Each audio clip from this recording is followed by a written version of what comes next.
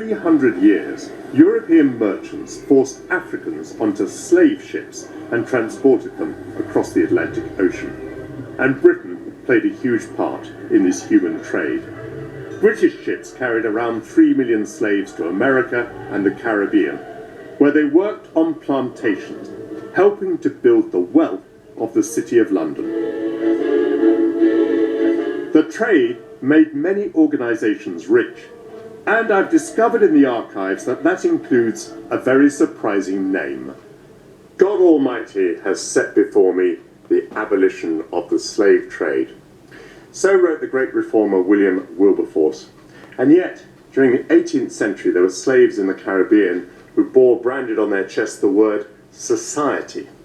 This 1817 register of slaves in Barbados reveals that society means the honourable and reverent society for the propagation of the gospel in foreign parts, the missionary arm of the Church of England.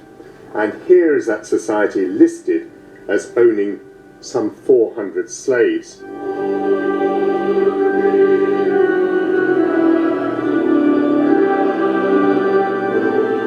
Listed here then is every man, woman and child owned by the society.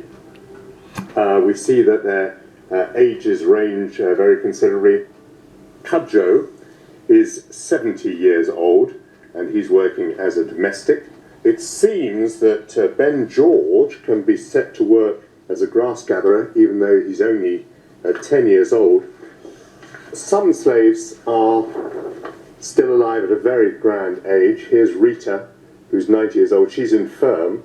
She's no longer working. But on the other hand, Orkoa and Kwashiba, who are both 80 years old, are both still working as nurses.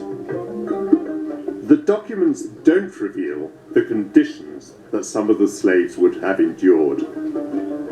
12-hour working days in intense heat, punishments such as the lash or being put in leg irons. For the slave owners, like the church, it was the profit of the plantation that mattered. These pages bear the musty smell of their 200 years and also the stench of hypocrisy.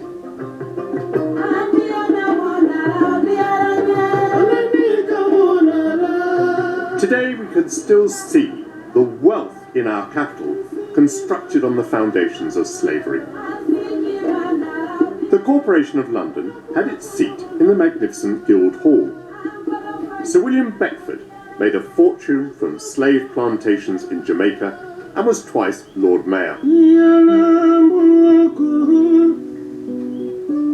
William Beckford, the Lord Mayor, might have been focused on profit, but the church added a moral purpose to slavery. They recognise that slavery is problematic, but they also recognise that these slaves, that Africans, come from this dark continent, and therefore they need to be civilised. And slavery, while not perfect, provides an opportunity for bringing Africans into the body of humanity.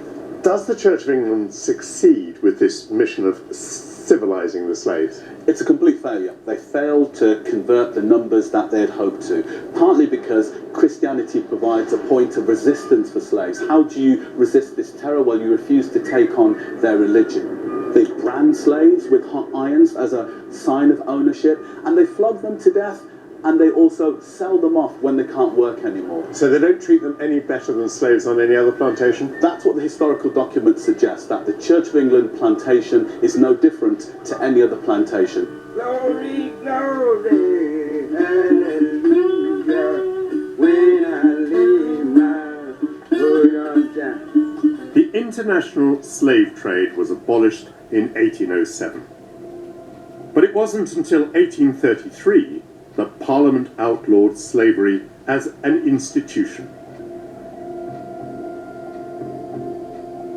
Compensation was paid, not to the slaves, but to their owners. Documents show that for freeing its slaves, the church received nearly £9,000, a fortune at that time.